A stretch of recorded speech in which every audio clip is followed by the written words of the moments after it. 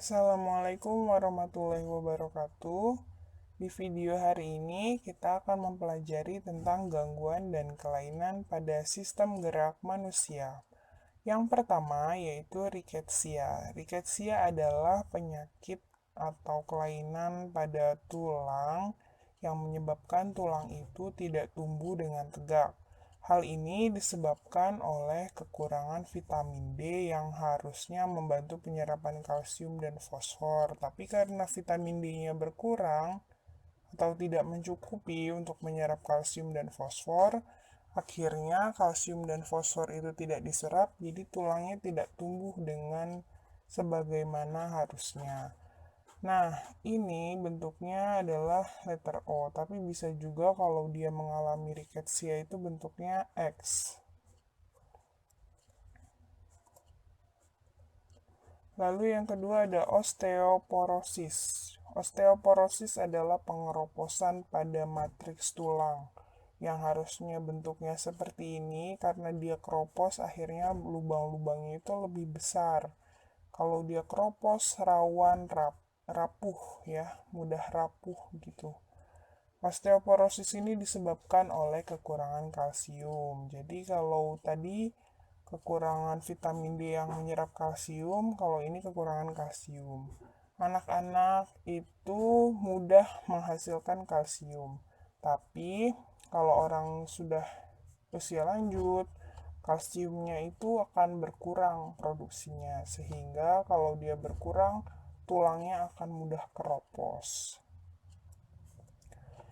Selanjutnya ada artritis. Nah, kita lihat di sini tangannya ada yang aneh ya.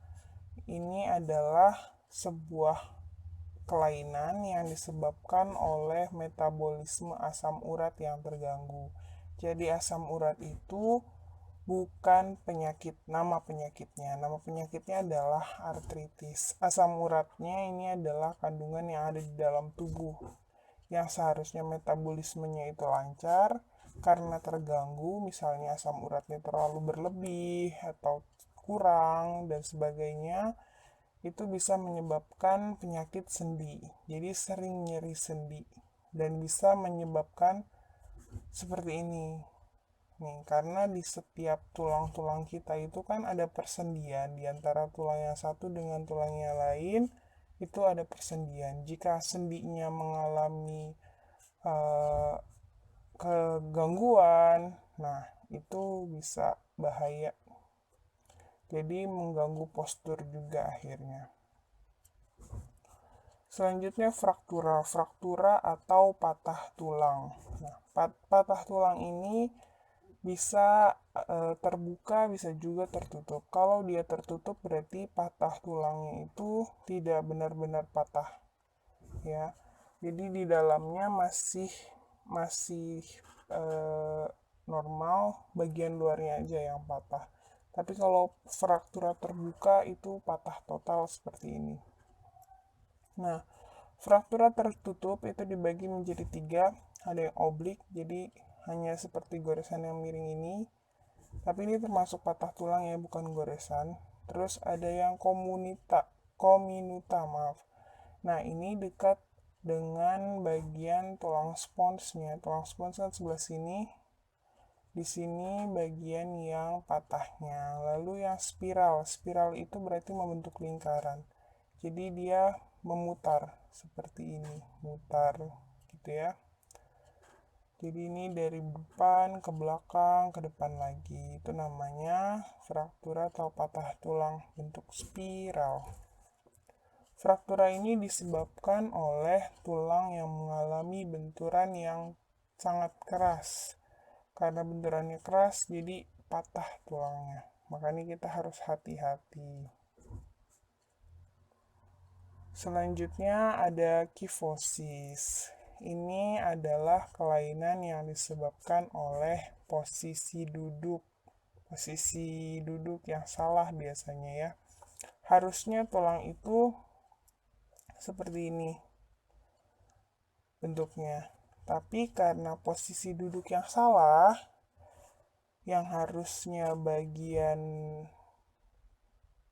pundaknya itu seperti ini aja, ini akhirnya terlalu ke belakang. Nah, jadi bagian tulang belakangnya itu bagian atas terlalu ke belakang. Harusnya tidak terlalu ke belakang seperti ini, tapi jadi ini terlalu ke belakang. Tulang belakangnya bagian atas terlalu menonjol ke belakang. Begitu ya. Selanjutnya, selain kifosis, ada juga lordosis. Kebalikannya dari kifosis.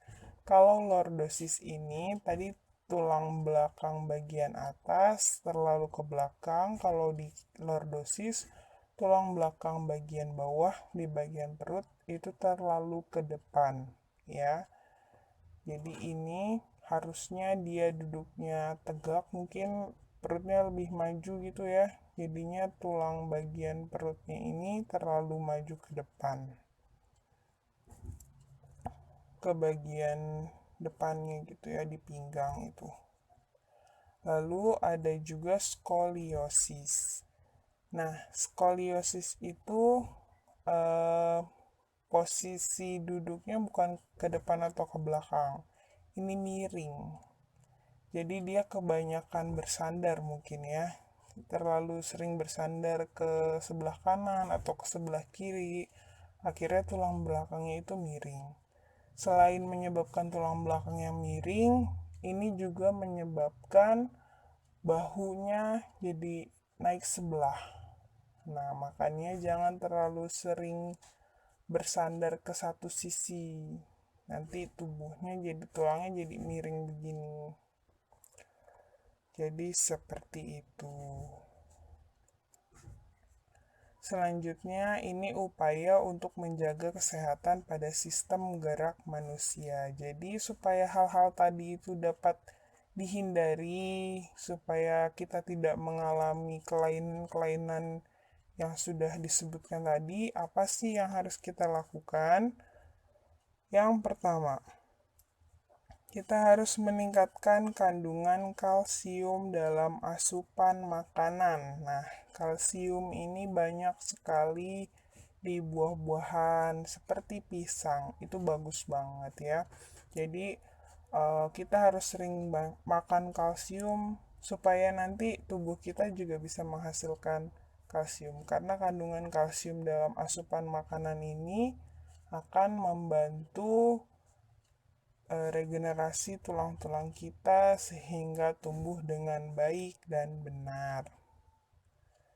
Lalu yang kedua, berjemur di bawah sinar matahari bukan hanya mampu membuat virus bakteri mati, tapi berjemur di bawah sinar matahari terutama di jam-jam pagi ya.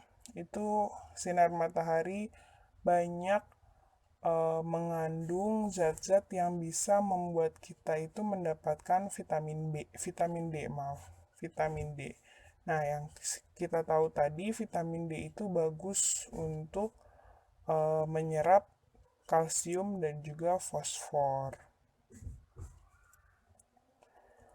Lalu yang ketiga, mengkonsumsi makanan yang mengandung vitamin D. Karena sebenarnya sinar matahari itu bukan menghasilkan vitamin D, tapi membantu kita untuk mendapatkan vitamin D. Nah, jadi tetap harus mengkonsumsi makanan yang mengandung vitamin D supaya tadi kalsium dan fosfornya bisa diserap oleh tubuh. Lalu melakukan aktivitas fisik yang cukup setiap harinya. Jadi yang dimaksud adalah olahraga. Jadi kita harus rutin berolahraga supaya tulang-tulang kita ini mengalami bisa meregang, bisa lebih santai, lebih rileks dari kegiatan yang kita lakukan sehari-hari gitu. Yang terakhir, menghindari kebiasaan sikap tubuh yang salah, terutama duduk. Jadi duduk itu harus kita pastikan tubuh kita tidak terlalu miring ke kanan, terlalu miring ke kiri, atau terlalu tegak sampai ke belakang, atau terlalu bungkuk. Itu jangan sampai ya. Oke, materi hari ini cukup sampai di sini. Semoga ilmu yang kita pelajari hari ini bermanfaat. Tetap semangat, jaga kesehatan. Semoga sehat selalu. Wassalamualaikum warahmatullahi wabarakatuh.